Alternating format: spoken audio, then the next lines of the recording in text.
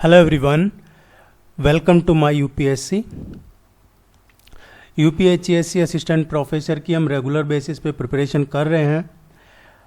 देखिए, आपने अभी तक चैनल को सब्सक्राइब नहीं किया है तो चैनल को ज़रूर सब्सक्राइब कर लीजिए, ताकि आपको यहाँ पे कंप्लीट आपके एग्ज़ाम से रिलेटेड, चाहे वो मटेरियल हो या टेस्ट हो, वो सब मिलता रहता है टाइमली यहाँ पे। और आप सीरियसली प्रिपरेशन कर रहे हैं तो आप टेस्ट सीरीज़ ज्वाइन कर लीजिए। टेस्ट सीरीज़ का लिंक नीचे डिस्क्रिप्शन में अवेलेबल है। और जो टेस्ट सीरीज़ पे अभी अप टू 50% दिवाली के टाइम पे जो ऑफ़र रखा था, ये आज लास्ट है उसका। अगर आपने अभी तक भी ज्वाइन नहीं किया है तो आज ज्वाइन कर सकते हैं। उसके बाद फिर जो रेगुलर प्राइस है वही प्राइस हो जाएगी, डिस्काउंट नहीं मिलेगा। तो जिन्होंने ज्वाइन नहीं किया है वो ज्वाइन कर लीजिए। इंडियन इकोनॉमी, इसका एक पार्ट ऑलरेडी कंप्लीट हो चुका है। आज हम इसका सेकंड पार्ट कर रहे हैं। देखिए, इकोनॉमी में इसको 3-4 पार्ट में कंप्लीट करवा देंगे। आप जितना करवाया जा रहा है उसको सीरियसली एक बार अपने लेवल पे भी करें। यहाँ वीडियो देख लीजिए, उसके बाद में जो आपको नोट्स दे रखे हैं वो नोट्स पढ़िए। फिर आप अगर टेस्ट सीरीज ज्वाइन कर रखी है तो आपको इकोनॉमी का टेस्ट मिलेगा। एक तो हो चुका है, आगे भी इकोनॉमिक्स के टेस्ट करवाए जाएंगे, तो उसमें आप फिर क्वेश्चन अटेम्प्ट कीजिए। और कहीं प्रॉब्लम है तो फिर उसका रिवीजन टेस्ट में कंप्लीट हो जाएगा। Let's begin. एक जो पार्ट करवाया है अभी इकोनॉमी का, वो पॉपुलेशन का करवाया है, उसको आप जरूर देखिएगा। उसका लिंक भी आपको नीचे डिस्क्रिप्शन में मिल जाएगा। अदरवाइज आप जो भी देखना चाहते हैं यूपीएचसीएससी से रिलेटेड, अगर आपको कुछ देखना है, चाहे प्रीवियस ईयर के पेपर हों या जो भी हो आपके जनरल स्टडी से रिलेटेड, सिंपल सा आप वो चीज़ जो है, जो सर्च करना चाहते हैं, उसको यूट्यूब में डाल दीजिए। और उसके बाद फिर आपको कुछ नहीं करना, आगे माई यूपीएससी लिख देना है स्पेस देके, तो वो मिल जाएगा आपको इजीली, चाहे वो कोई टेस्ट हो या कोई नोट्स कुछ भी हो। इंट्रोडक्शन देखते हैं आज हम इकोनॉमी का। अब इंट्रोडक्शन में क्या है, अभी रिसेंटली इंडियन इकोनॉमी है वो वर्ल्ड में 5th लार्जेस्ट हो गई है। 5th लार्जेस्ट हो गई है। इससे पहले 6th नंबर पे थी और अब 6th नंबर पे चला गया है यूके, ब्रिटेन चला गया है। ब्रिटेन अब 6 नंबर पे हो गया और हम 5वें पे आ गए हैं। ये बात हो रही है बाय नॉमिनल जीडीपी। ये है जो नॉमिनल जीडीपी है उसके बेस पे।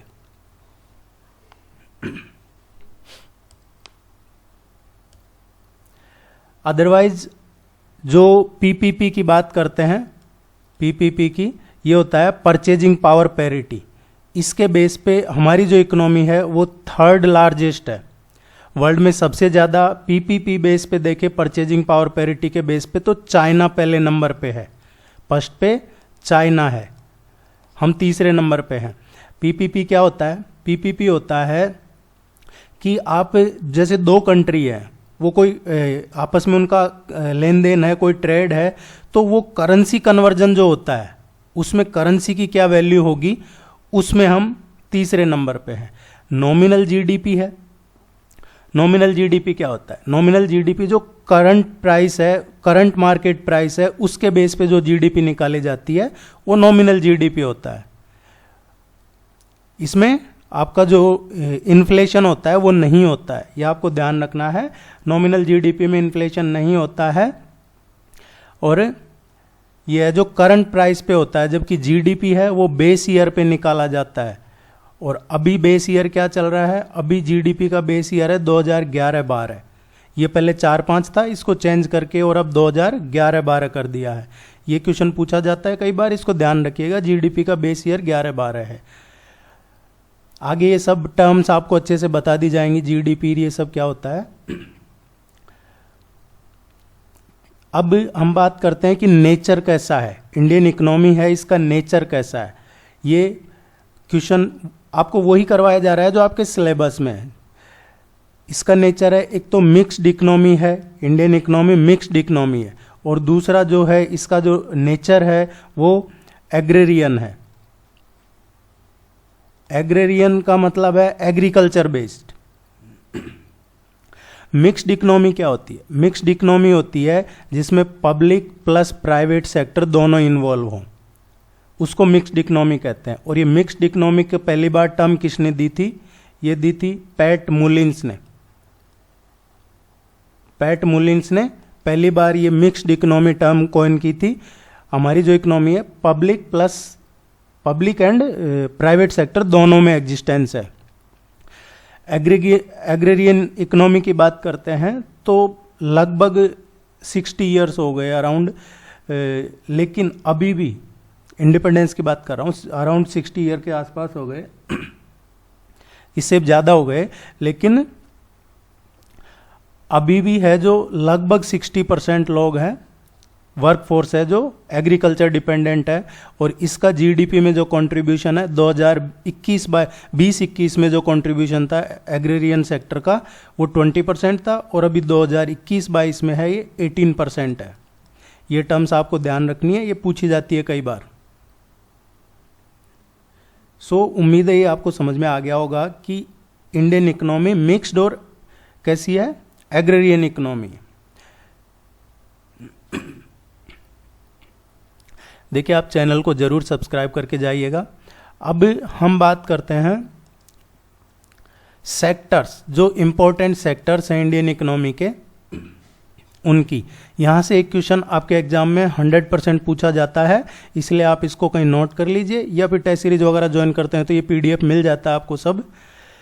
इसको याद रखना आपको। 3 सेक्टर हैं, प्राथमिक, द्वितीय, तृतीय, प्राइमरी, सेकेंडरी और टर्सरी। ये 3 सेक्टर है।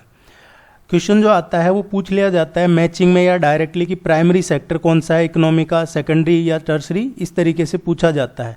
जो प्राइमरी सेक्टर है उसमें आता है एग्रीकल्चर, इसके अलावा जो आता है forestry,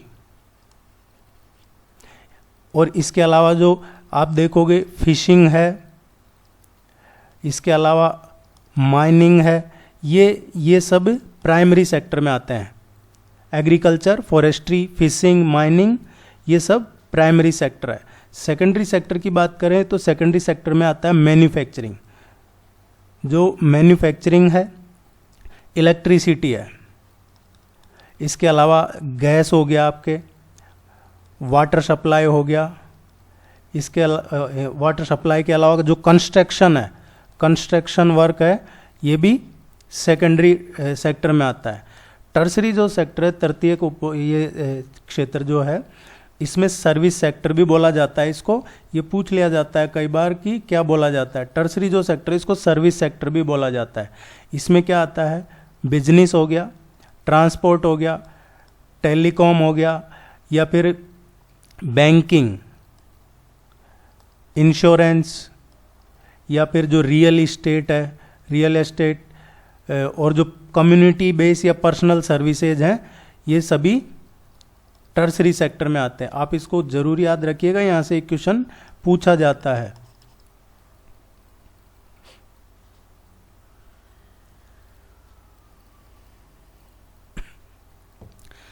economic planning in India. Next देखते हैं इकोनॉमिक प्लानिंग इन इंडिया। देखिए 1950 में एक सेटअप किया था प्लानिंग कमीशन।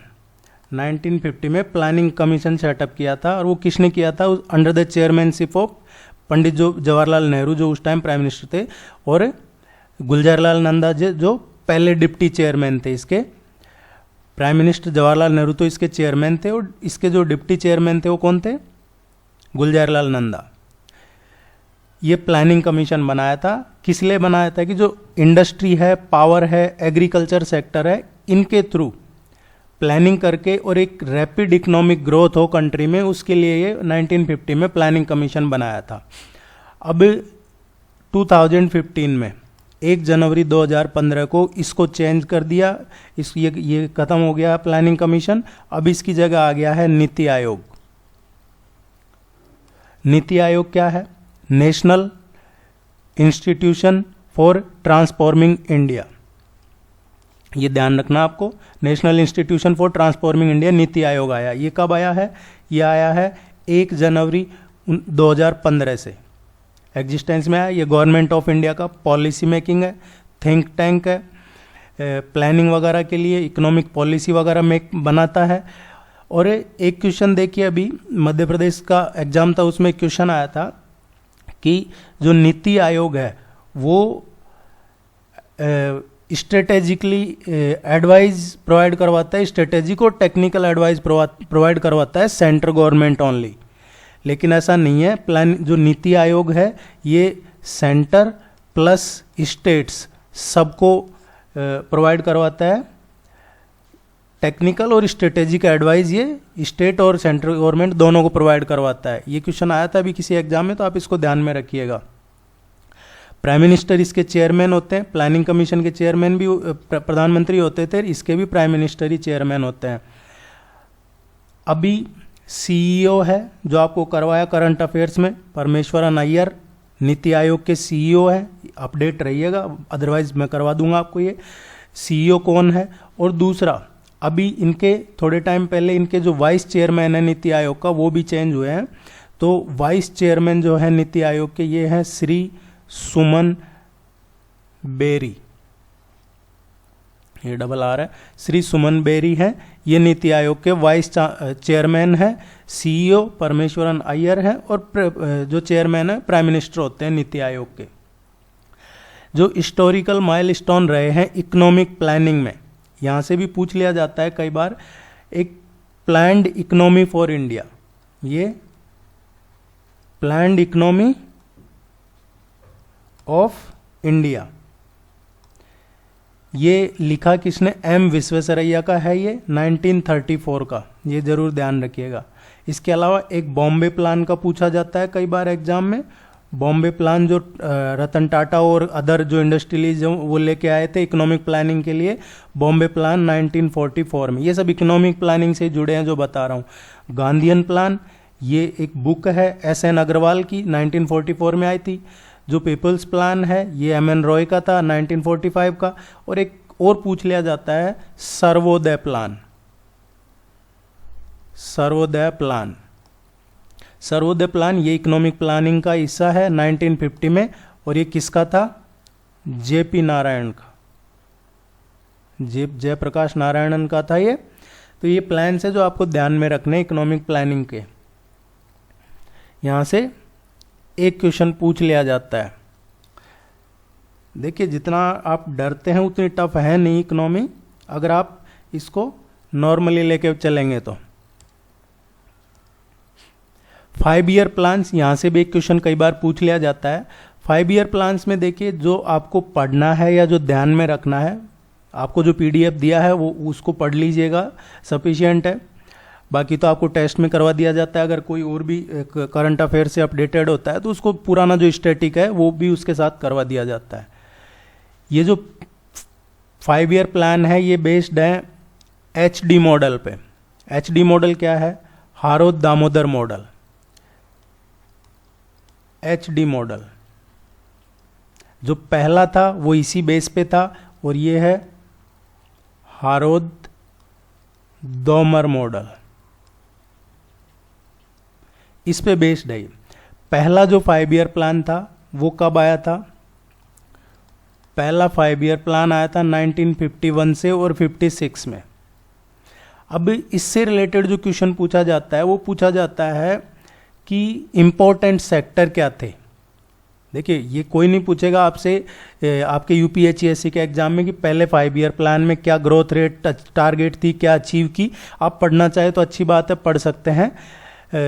लेकिन इसमें देखिए जो टारगेट था वो 2.1 का था और इसमें अचीव किया था 3.6% ग्रोथ रेट, ये टारगेट और ये अचीव।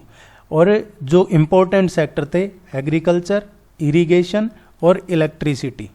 इस तरीके से आपको अपना एक ब्लैंक पेपर पे नोट्स बनाने हैं। तमाम जितने भी अभी तक 12 जो 5 ईयर प्लान हैं उन सभी के बनाने हैं। सेकंड इसी तरीके से देख लीजिए, सेकंड जो 5 ईयर प्लान था ये किस पे बेस्ड था, ये 2 सेक्टर मॉडल पे था जो पीसी मालनोबिस का था। पीसी मालनोबिस का मॉडल था 2 सेक्टर मॉडल, उस पे बेस्ड था 1956 से और 61 तक। इसमें जो टारगेट रखा था 4.5% का रखा था और इसमें जो अचीव हुआ 4.2% अचीव हुआ। इसमें जो इंपॉर्टेंट सेक्टर थे वो थे हैवी इंडस्ट्री, हैवी इंडस्ट्रीज, ये इसमें इंपॉर्टेंट सेक्टर था। जो तीसरा 5 ईयर प्लान था वो आया था 1961 से और 66 तक। इसमें टारगेट था 5.6 का और अचीव किया 2.8%। इसमें फूड ग्रेन और हैवी इंडस्ट्री, फूड ग्रेन और हैवी इंडस्ट्री इसमें इंपॉर्टेंट सेक्टर थे। इसी तरीके से आपको ध्यान रखना है, बीच में रोलिंग प्लान भी आया है। रोलिंग प्लान आया है 1978-80 में। 2 एनुअल प्लान्स भी आए हैं, जो 2 एनुअल प्लान्स आए हैं 90 और 92 से। इस तरीके से आपको ये सारे देखने हैं। अभी जो चल रहा है 12th 5 ईयर प्लान है 2012 से और 2017 का। इसमें टारगेट था 8% का और इसमें जो इंपॉर्टेंट सेक्टर थे faster, sustainable and more inclusive growth. Fast, sustainable और इंक्लूसिव ग्रोथ, ये इसका सेक्टर थे। इसमें सभी सेक्टर आ जाते हैं लगभग इसमें। अब आप देख रहे होंगे कि 12वां क्यों चल रहा है, क्योंकि ये तो 12वां तो 2012 से 17 तक का ही है, फिर अभी भी 12th 5 ईयर प्लान ही क्यों चल रहा है, उसकी वजह है। ये 5 ईयर प्लान कौन तैयार करता था? Planning commission. जो प्लानिंग कमीशन तो 2015 में खत्म हो चुका है, इसीलिए अब आगे का 13th जो 5 ईयर प्लान है वो नहीं आया है। अब यही है, अभी 12वां तक ये 13वां नहीं आया। जबकि क्वेश्चन पूछा जाएगा कि जो 13वां 5 ईयर प्लान है या जो अभी करंट में जो 5 ईयर प्लान चल रहा है वो किस में है, तो डिफेंस सेक्टर में कंटिन्यू है। ये जो डिफेंस सेक्टर है उसमें 5 ईयर प्लान कंटिन्यू है, अदरवाइज नया नहीं आया है। आप चैनल को जरूर सब्सक्राइब कीजिएगा। टेस्ट सीरीज का लिंक देखिए नीचे है, आज लास्ट है, आप ज्वाइन कर लीजिए। अगर अभी भी आपने टेस्ट सीरीज ज्वाइन नहीं किया है, इसमें आपको है जो 50% के अराउंड है जो दिवाली ऑफर पे डिस्काउंट रखा है। बाद में फिर आपको ज़्यादा चार्ज लगता है। कुछ लोगों को प्रॉब्लम होती है, कुछ को नहीं होती है, इसलिए आपको बताया जा रहा है। National income in India. National income क्या होती है? नेशनल इनकम रेफर करते हैं जो एग्रीगेट वैल्यू होती है।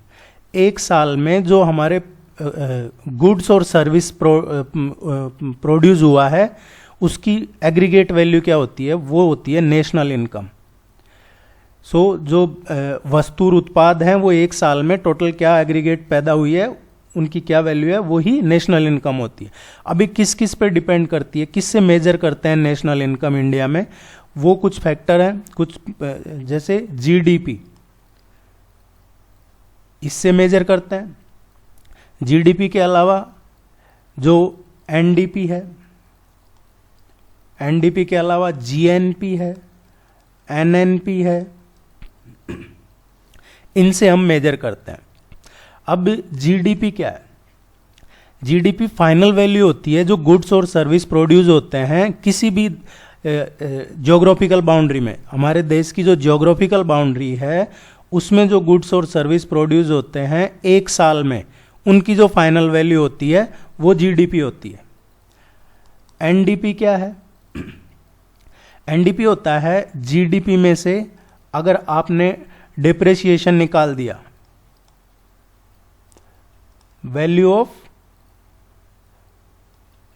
वैल्यू लॉस ऑफ एसेट, जो भी कोई एसेट वगैरह का लॉस हुआ है, डिप्रेशिएशन हुआ है, उसको आप जीडीपी में से माइनस कर देते हैं तो वो एनडीपी हो जाता है, नेट डोमेस्टिक प्रोडक्ट। कि नेट कितना हुआ, ये नुकसान हो गया, जीडीपी इतनी थी, इतना नुकसान हो गया, अब नेट डोमेस्टिक प्रोडक्ट इतना बचा है। जो ग्रॉस नेशनल प्रोडक्ट है, जीएनपी होता है, ग्रॉस नेशनल प्रोडक्ट, ये एक एस्टिमेट टोटल होता है जितने भी सभी का फाइनल प्रोडक्ट्स और सर्विस जो एक साल में देश में होते हैं उसका। आप इसको ऐसे समझ सकते हैं कि जो ग्रॉस नेशनल प्रोडक्ट है, it is an estimate of the total value of all the final products and services produced in a given period और usually within a year by the nationals of country. देशवासियों ने एक साल में कितना goods और service है वो प्रोड्यूस किया है, वो जीएनपी होता है, ग्रॉस नेशनल प्रोडक्ट, जितना नेशनल्स ऑफ कंट्री ने प्रोड्यूस किया। एनएनपी क्या होता है? Net national product. ये नेट नेशनल प्रोडक्ट होता है। इसमें क्या होता है, जो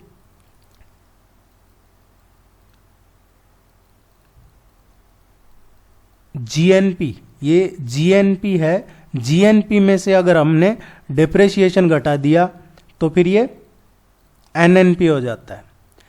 जीडीपी में से डिप्रेशिएशन निकालेंगे तो नेट डोमेस्टिक प्रोडक्ट पता चल जाएगा, और जो ग्रॉस नेशनल प्रोडक्ट है उसमें से हम डिप्रेशिएशन निकाल देंगे तो एनएनपी जो नेट नेशनल प्रोडक्ट है वो पता चल जाएगा।